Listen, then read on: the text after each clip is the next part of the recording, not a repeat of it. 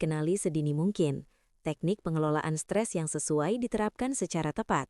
Stamina dan ketahanan tubuh pribadi dijaga secara berkala. Keseimbangan dilaksanakan antara pekerjaan dan kehidupan pribadi. Manajemen stres dan waktu dilaksanakan secara konsisten. Tujuan: peserta dapat mengetahui tanda-tanda dan sumber stres dikenali sedini mungkin. Peserta dapat menerapkan teknik pengelolaan stres secara tepat. Peserta dapat mengetahui cara menjaga stamina dan ketahanan tubuh pribadi secara berkala. Peserta dapat menjalankan keseimbangan pekerjaan dan kehidupan pribadi. Peserta dapat menjalankan manajemen stres dan waktu dilaksanakan secara konsisten. Tanda-tanda dan sumber stres dikenali sedini mungkin. Memahami sumber stres spesifik pada individu sales. Strategi manajemen stres pada level individu. Implementasi strategi. Peran atasan dalam mendukung strategi individu. Indikator keberhasilan strategi individu. 1. Memahami sumber stres spesifik pada individu sales. Sebelum strategi diterapkan, stres harus dipetakan secara personal, karena pemicunya berbeda antar individu. Sumber stres umum di tim penjualan. Target kuantitatif tinggi, quota pressure, ketidakpastian closing dan rejection berulang, konflik internal tim atau dengan atasan, overload aktivitas, follow up, reporting, admin, ketimpangan antara effort versus reward, peran ganda, hunter, farmer, admin, alat identifikasi individual, self-assessment mingguan, skala 1-5, one-on-one coaching, pertanyaan terbuka, review KPI berbasis aktivitas, bukan hanya hasil, analisis jam kerja versus output. Prinsip: jangan mengelola stres sebelum tahu stres driver personalnya. 2. Strategi manajemen stres pada level individu. A. Strategi kognitif, mindset, dan persepsi. Tujuan: mengurangi stres akibat interpretasi yang keliru, bukan situasi itu sendiri. Teknik praktis. Reframing target. Target sama dengan alat navigasi, bukan vonis pribadi. Kontrol versus non-kontrol. Fokus pada aktivitas yang bisa dikendalikan. Call, visit, proposal, bukan hasil akhir. Decoupling identity. Kegagalan deal tidak sama dengan kegagalan personal. Contoh penerapan. Hari ini target belum tercapai. Yang dievaluasi adalah aktivitas dan pendekatan, bukan value diri. B. Strategi perilaku. Behavioral. Tujuan: mengurangi stres melalui pengaturan cara kerja. Praktik utama: time blocking berbasis energi, high energy time, prospecting dan negotiation, low energy time, admin dan reporting. Micro break terstruktur, 5-10 menit setiap 90 menit kerja, wajib lepas dari layar. Boundary management, jam kerja jelas, cut off follow up harian, tidak 24 jam. Checklist harian sederhana, maksimal 5 aktivitas prioritas. C. Strategi fisiologis, tubuh dan stamina. Stres sales seringkali bukan psikologis murni, tetapi kelelahan fisik. Minimum standar individual, tidur lebih dari 6-7 jam, hidrasi dan nutrisi dasar, aktivitas fisik ringan, jalan 20-30 menit. Quick tools di lapangan, box breathing, 4-4-4-4, stretching singkat sebelum meeting penting, nap power 15 menit jika memungkinkan. D. Strategi emosional dan sosial. Tujuan: menghindari akumulasi stres laten. Teknik individu. Journaling singkat, 3 menit. Apa yang berat hari ini? Apa yang bisa dilepas? Body system. Satu rekan tetap untuk curhat profesional. Meminta feedback cepat sebelum stres membesar. 3. Implementasi strategi. A. Personal Stress Management Plan, PSMP. Setiap individu memiliki satu halaman rencana pribadi. Isi minimum: pemicu stres utama pribadi, tanda awal stres, fisik, emosional, atau perilaku. Strategi respons cepat, 3-5 langkah. Support person, coach atau atasan, atau rekan. Review mingguan.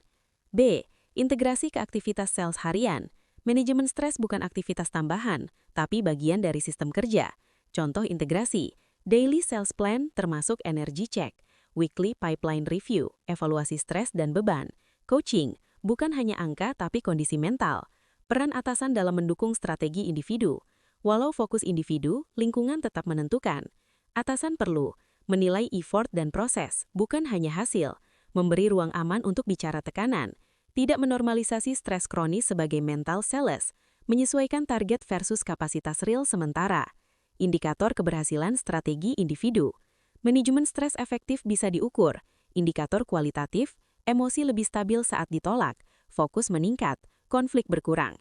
Indikator kuantitatif, konsistensi aktivitas harian, penurunan absenteeism, retensi sales meningkat, recovery time setelah vagal closing lebih cepat. Teknik pengelolaan stres yang sesuai diterapkan secara tepat. Prinsip dasar, tepat dalam pengelolaan stres, klasifikasi teknik pengelolaan stres tim penjualan, matriks teknik versus sumber stres, indikator teknik diterapkan dengan benar, keterkaitan dengan sistem manajemen. 1. Prinsip dasar tepat dalam pengelolaan stres. Teknik dikatakan diterapkan secara tepat bila sesuai sumber stres, bukan generik, sesuai level, individu, tim, organisasi, sesuai waktu, preventif versus korektif, terintegrasi dengan sistem kerja sales, bukan aktivitas tambahan. 2. Klasifikasi teknik pengelolaan stres tim penjualan. A. Teknik preventif, sebelum stres terjadi, digunakan untuk mencegah stres kronis. Penetapan target berbasis kapasitas. Teknik, target diturunkan dari conversion rate aktual, kapasitas aktivitas harian, segmentasi market. Penerapan tepat bila target dibahas saat awal periode. Ada rasionalisasi angka bukan top-down murni. Dampak stres, mengurangi anxiety dan learn helplessness. Struktur kerja dan peran yang jelas. Teknik, pemisahan peran, hunter, farmer, account, admin. SOP alur prospek dan closing. Penerapan tepat bila tidak ada tumpang tindih peran, sales tahu apa yang diharapkan hari ini. Weekly planning dan energy management. Teknik, weekly planning dengan fokus. Aktivitas utama, beban kerja realistis. Waktu recovery. Penerapan tepat bila planning bukan sekedar formalitas, disesuaikan dengan kondisi lapangan. 3. Matriks teknik versus sumber stres. Sumber stres, target tinggi. Teknik yang tepat, rasionalisasi target. Teknik yang tidak tepat, motivasi verbal saja. Rejection tinggi, coaching dan skill, menambah tekanan. Overload kerja, redistribusi dan SOP, lembur terus-menerus. Konflik tim, psychological safety, kompetisi berlebihan. Burnout, recovery dan cut-off, mental sales harus kuat. 4. Indikator teknik diterapkan dengan benar. Tanda benar, aktivitas sales stabil, emosi lebih terkendali, closing lebih konsisten, turnover menurun. Tanda salah, stres dianggap normal permanen, motivasi instan tapi performa turun, sales diam tapi angka stagnan. 5. Keterkaitan dengan sistem manajemen. Teknik pengelolaan stres yang tepat dapat diintegrasikan ke KPI perilaku kerja, program coaching, risk management SDM, continuous improvement PDCA. Stamina dan ketahanan tubuh pribadi dijaga secara berkala. Mengapa stamina dan ketahanan tubuh krusial bagi tim penjualan? Prinsip dijaga secara berkala. Area utama penjagaan stamina pribadi. Integrasi penjagaan stamina pribadi ke rutinitas kerja sales. Peran atasan dan tim. Indikator stamina dijaga dengan baik. 1. Mengapa stamina dan ketahanan tubuh krusial bagi tim penjualan? Dalam pekerjaan sales, stres bersifat kumulatif dan sering muncul sebagai kelelahan fisik, penurunan fokus dan emosi. Imunitas turun, absensi meningkat, burnout terselubung, performa tidak stabil. Karena itu, menjaga stamina secara berkala adalah bagian dari manajemen stres, bukan isu kesehatan pribadi semata. 2. Prinsip dijaga secara berkala. Stamina dikatakan dijaga secara berkala bila dilakukan rutin bukan reaktif saat sakit, menjadi kebiasaan kerja bukan aktivitas insidental, memiliki indikator sederhana yang bisa dipantau, didukung oleh sistem dan atasan. 3. Area utama penjagaan stamina pribadi. A. Manajemen energi harian. Praktik wajib individu sales, pola tidur konsisten, jam tidur dan bangun relatif sama, sarapan atau asupan awal energi, hidrasi aktif, air minum selalu tersedia. Indikator terjaga, tidak mudah mengantuk di jam produktif, fokus stabil hingga sore hari. B. Aktivitas fisik ringan dan terjadwal, bukan olahraga berat tetapi konsistensi. Contoh penerapan, jalan kaki 20-30 menit 3-5 kali per minggu. Stretching 5-10 menit sebelum dan sesudah kerja, mobility exercise sebelum meeting penting. Kaitannya dengan stres, menurunkan hormon stres, mempercepat recovery setelah tekanan kerja. C. Pola makan pendukung stamina, prinsip sales friendly, makan teratur, hindari skip makan berulang, kurangi lonjakan gula dan kafein berlebihan, kombinasi karbohidrat, protein, dan serat. Indikator, energi tidak drop drastis, emosi lebih stabil saat tekanan meningkat. D. Pemulihan terencana. Stamina turun bukan karena kerja berat saja, tapi kurang recovery. Teknik recovery berkala. Micro break tiap 90 menit. power nap 15 menit jika memungkinkan, digital detox singkat setelah jam kerja. Monitoring kondisi fisik pribadi. Sales perlu mengenali tanda awal kelelahan, tanda peringatan, mudah sakit, sulit fokus, emosi reaktif, kualitas tidur menurun, tindakan, kurangi beban sementara, fokus recovery, komunikasi dengan atasan. 4. Integrasi penjagaan stamina pribadi ke rutinitas kerja sales. Agar konsisten, stamina harus masuk ke sistem kerja. Contoh integrasi, daily plan, cek energi 1-5, weekly review, kondisi fisik dan absensi, coaching, bukan hanya angka tapi kondisi mental, target disesuaikan saat recovery period. 5. Peran atasan dan tim. Penjagaan stamina pribadi tidak akan berjalan tanpa dukungan lingkungan. Atasan berperan dengan tidak menormalisasi kelelahan ekstrim, memberi izin break dan recovery, menilai konsistensi, bukan heroisme lembur, menjadi role model stamina sehat. 6. Indikator stamina dijaga dengan baik. Indikator individu. Kehadiran stabil, recovery cepat setelah tekanan tinggi, performa konsisten, indikator tim, absensi rendah, turnover menurun, emosi tim lebih terkendali. D. Keseimbangan dilaksanakan antara pekerjaan dan kehidupan pribadi. Makna keseimbangan dalam konteks tim penjualan, prinsip implementasi keseimbangan yang tepat, praktik operasional work-life balance di tim penjualan, peran atasan dalam menjaga keseimbangan, indikator keseimbangan terlaksana dengan baik, kesalahan umum yang harus dihindari. 1. Makna keseimbangan dalam konteks tim penjualan. Dalam dunia sales, work-life balance bukan berarti jam kerja singkat, melainkan beban kerja proporsional dan terkelola, batas kerja jelas dan dihormati, waktu pemulihan benar-benar digunakan, tekanan kerja tidak terus terbawa ke ranah pribadi. Keseimbangan sama dengan sustainability of performance, bukan pengurangan ambisi. 2. Prinsip implementasi keseimbangan yang tepat. Keseimbangan dikatakan dilaksanakan bila ada aturan kerja yang jelas, dipraktikkan secara konsisten bukan pengecualian, didukung oleh atasan dan sistem, tidak bertentangan dengan target bisnis. 3. Praktik operasional work-life balance di tim penjualan. A.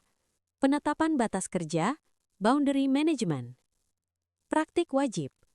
Jam kerja dan jam respons ditetapkan, cut-off follow-up harian, misal pukul tertentu.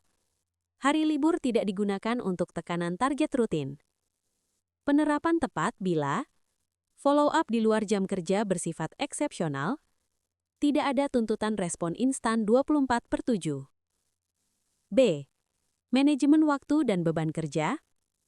Teknik yang digunakan, daily dan weekly planning realistis, prioritas berbasis dampak bukan urgensi semu, pembatasan multitasking berlebihan. Indikator keseimbangan, jam kerja relatif stabil, lembur bukan kebiasaan. C. Pemisahan peran kerja dan peran pribadi. Langkah praktis individu, perangkat kerja dipisahkan dari pribadi, notifikasi kerja dimatikan di jam personal, ritual penutup kerja setiap hari. Dampak langsung. Pikiran tidak terus berada di mode kerja, kualitas waktu pribadi meningkat. D. Fleksibilitas yang terkontrol. Fleksibilitas tidak sama dengan bebas tanpa aturan. Bentuk fleksibilitas sehat adalah penyesuaian jam kerja lapangan, hybrid atau remote terstruktur, penyesuaian sementara saat kondisi pribadi, syarat utama, output tetap terukur, komunikasi terbuka. E. Waktu pribadi sebagai bagian sistem kerja. Waktu pribadi diakui secara formal, bukan dianggap gangguan. Contoh praktik, hak cuti digunakan tanpa stigma, recovery period pasca tekanan tinggi, libur dihormati secara kolektif. 4. Peran atasan dalam menjaga keseimbangan. Atasan adalah faktor penentu. Atasan perlu menjadi role model work-life balance, Tidak memuji lembur ekstrim, menilai kinerja dari output dan konsistensi, menyesuaikan target saat kapasitas turun. 5. Indikator keseimbangan terlaksana dengan baik. Indikator individu. Energi kerja stabil, fokus tinggi saat jam kerja, minim konflik personal akibat kerja. Indikator tim.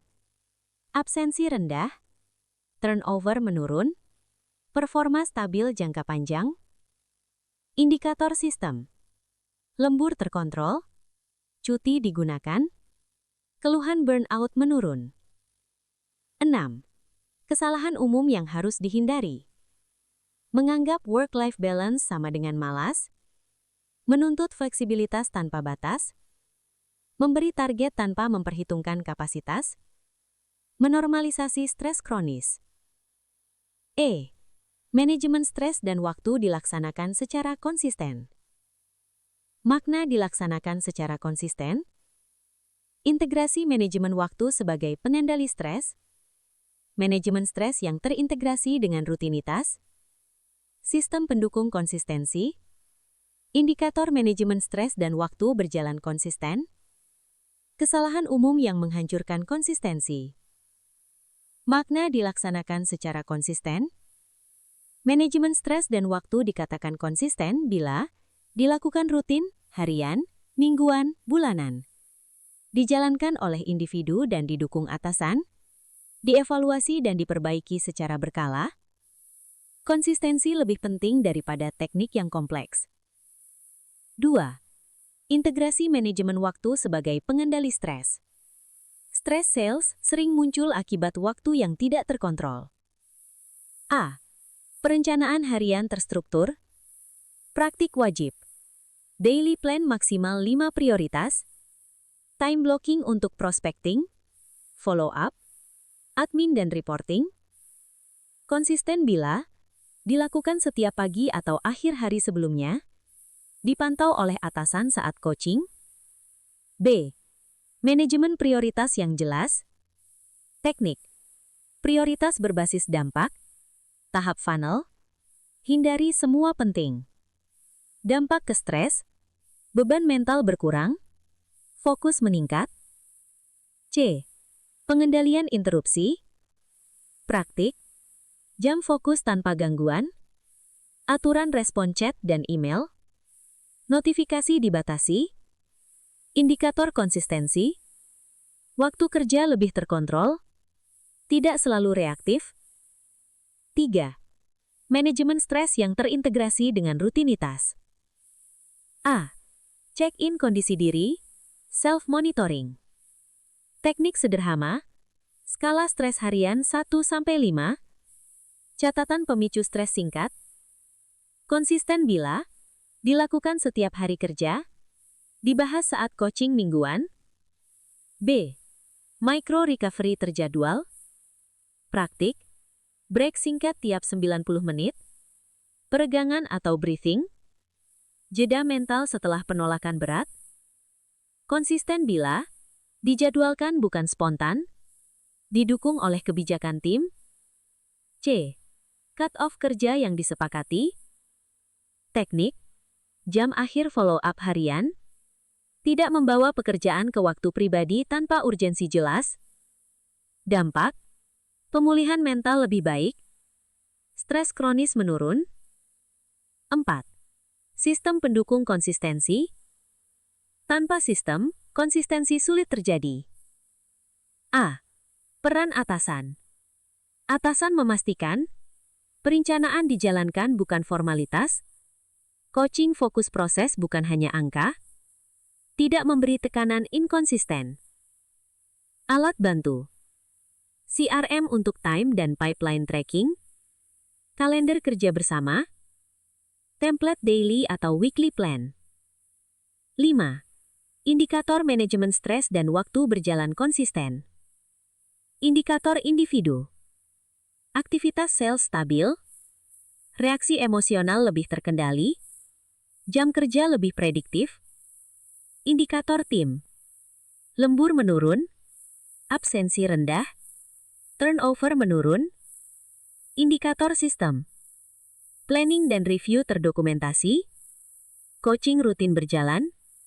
Koreksi dilakukan berbasis data. 6.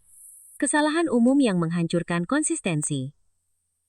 Terlalu banyak teknik, tidak dijalankan. Fokus motivasi sesaat tanpa sistem.